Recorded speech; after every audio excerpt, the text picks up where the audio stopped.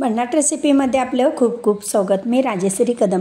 आज तुमच्यासाठी मी घेऊन आलेले गोड मटरी अतिशय सुंदर रुचकर लागते आणि ही मटरी तुम्हाला तयार झालेली मोडून दाखवते. आवाज ऐकलात ना, किती कुसकुशीत झाली पाहिलं ना. तर त्यासाठी साहित्य पाहूया. तर 1 वाटी मैदा घेतलेला आहे. आता 5 चमचे मोहन घालून घेऊ. पोह्याचा चमचा असतो त्या चमच्याने घेतलेला आहे. एकदम लहान चमचा घेतलेला आहे. आणि आता तो काय करायचा, पिठाला असं चोळून घ्यायचं आहे. मोहन जे आहे ते चोळून घेऊ व्यवस्थित. चवीनुसार मीठ घालून आता हे पीठ घट्ट मळून घ्यायचं आहे. अशा पद्धतीनं हे आणि पाणी नॉर्मलच वापरलेलं आहे. असं पीठ मळून घेऊ व्यवस्थित. आणि पीठ मळलं ना, एक 10 मिनटं त्याला रेस्ट करायला ठेवायचं. असं पीठ जे आहे ते मऊसरपणा होतं आणि मग पुरी छान लाटता येते त्याची. आणि जेवढं तुम्हाला ती मटरी मोठी करायची आहे त्याप्रमाणे तुम्ही पान लाटून घ्यायचं आहे. आता ही पिठाचा गोळा तयार झालेला आहे आपला आणि पुरी एवढा गोळा करून घेतलेला आहे. जेवढा पातळ लाटता येईल तितका पण त्याला पातळ लाटून घेऊ. म्हणजे मटरी जी आहे त्याला म्हणजे पटकन व्यवस्थित आतपर्यंत भाजलं जातं आणि कुसकुशीतपणा येतो. जसं आपण चंपाकळीला त्याला कट करतो त्याचप्रमाणे ह्याला देखील कट करायचं आहे. आणि आता ही मटरी कट करून झालेली काय करायचं आहे, आपण ह्याला हलकंसं रोल करून घ्यायचं आहे अशा पद्धतीनं. आणि एकदम पातळ म्हणजे पातळ लाटलेले पाहू शकता तुम्ही. अशा पद्धतीनं रोल करून घ्यायचं आहे आणि फार वेळ लागत नाही. अर्धा तासाच्या आत आपली मटरी बनवून तयार होते. ह्याच्यामध्ये तिखटसुद्धा छान लागते, गोडसुद्धा छान लागते. तर तुम्हाला कुठली आवडते मला कमेंटमध्ये सांगायला विसरू नका. असा हलकासा त्याला टोक धरायचा आहे आणि अशी पीळ घालायची. त्याचा टोक वरती काढून घ्यायचा आहे. आणि हातावर सुद्धा तुम्ही हलकासा दाब देऊन घेऊ शकता. तर मी लाटण्यानं थोडंसं लाटून घेते इथं. फार पण लाटायची गरज नाही त्याला. हलकंसं असं लाटून घेतलेलं आहे. दुसरीसुद्धा अशीच बनवून तुम्हाला दाखवते अशा पद्धतीनं. आणि मी व्हिडिओमध्ये दाखवल्याप्रमाणे तुम्ही बनवू शकता.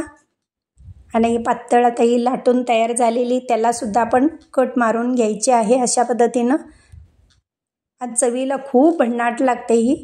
टी टाईमच्या वेळेला म्हणा किंवा मधल्या वेळेस तुम्ही खाऊ शकता. आणि आता पुन्हा एकदा याला रोल करून घ्यायचं अशा पद्धतीनं. आणि हलकंसं ह्यालासुद्धा पीळ देऊन घेऊ. आणि त्याचा टोक आहे ना असं वरती काढायचं आहे. आतून असं वरती काढायचं. हलकंसं याला पुन्हा एकदा लाटून घेऊ.